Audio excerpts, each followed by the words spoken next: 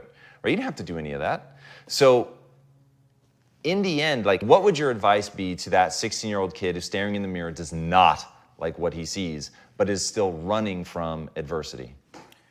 Well, my biggest advice to him is that, first of all, he won't like what I say to him, because I'm going to say the exact opposite of what today's world is saying. So we read a bunch of books nowadays. As humans, we want to find out how to be someone else. What we don't do is we don't go inside. So literally turn yourself inside out. Read the book that's like we're writing a book every day of our lives, but we never read that book.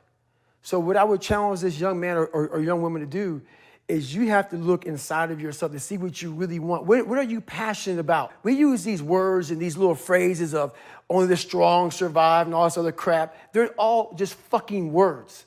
I get so tired of hearing people just talking. Like right now, someone may think Goggins is just talking. You don't know me. So when I speak from passion. I speak from experience. I speak from suffering.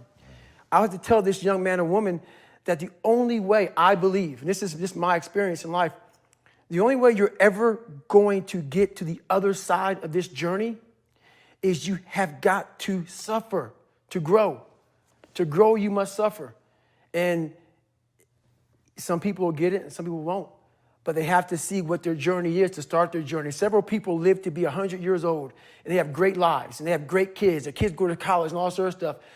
But somewhere in their life, there was a point where they had a decision to make. They can go left or right on this path. Left was the easy route. Right was the hard route. A lot of people take the easy route. And they had a good life that way, but the better life was going to the right side. And you may have 20 years of pain and suffering to get past it, but a lot of us die never truly starting our journey.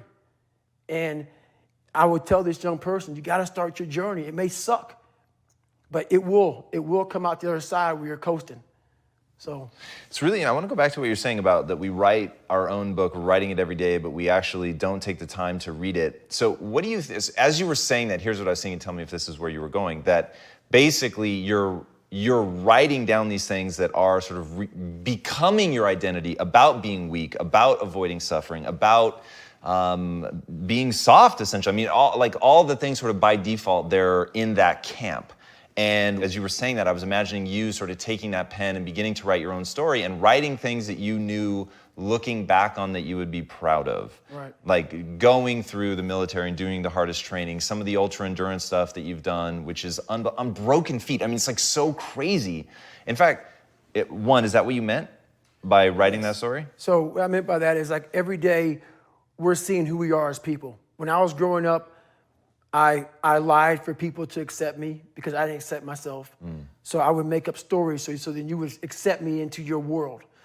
I would, everything I did was for someone else to like me. It wasn't until I started reading my own book about how pathetic I was as a human being. I could blame my dad, I can blame kids at school, I could blame having health issues, ADD, my mom not being around. Great mom, but she was doing her thing. Right. I could blame a lot of people. And that's the book I was reading. And I put it off on everybody else. It wasn't until I said, you know what? For me to fix this, I got to read what the fuck is wrong with David Goggins. Not blame anybody. Read my book and say, okay, I'm afraid of my shadow. How can I overcome that? Go in the military, get your ass kicked, do things you hate to do, be uncomfortable every fucking day of your life. Roger that. I'm not the smartest kid in the world. Okay. Instead of somebody saying, oh, no, you're smart. No, don't say that to yourself. I said to myself, no, I'm a dumb motherfucker. Okay, roger that. How you get smarter? Educate yourself. So the things that we run from the truth. We're running from the truth, man. So the only way I became successful was going towards the truth. As painful and as brutal as it is, it changed me. It allowed me to become, in my own right, who I am today. One of the most powerful things I think anybody can do, so I used to struggle with self-esteem, and my thing was I focused on being smart, and I just wasn't that smart. I focused on being right, and I was wrong a lot. And so it created this weird thing in my life where I would constantly try to put myself around people who were less and less intelligent so that I could feel good about myself. And the bad news is it's actually a really good strategy for that. Right. Being around people that were less intelligent than me really did make me feel good. Like I felt good about myself. But I literally referred to myself at the time as the king of remedial jobs because those were the only jobs that I could really shine at. Right. And it wasn't until I realized I can actually change what I build my self-esteem around. And I can start building my self-esteem around, instead of being right or being smart, being a learner and being willing to admit when I'm wrong. And so the thing that I began to build my self-esteem around was being willing and able to stare at my inadequacies. Right. What you said, like, I fully understand like how this this interview is going to be. I mean, you warned me ahead of time. This interview is going to be bifurcating. People are going to love it and some people are going to hate it. But dude, I so believe in the notion of looking at yourself, and if you are pathetic, owning it, right? And saying, because my thing is you can change it, right? Which you have proven in no uncertain terms. That's it. But if you don't admit it, you're never going to be on the path to changing it. Exactly.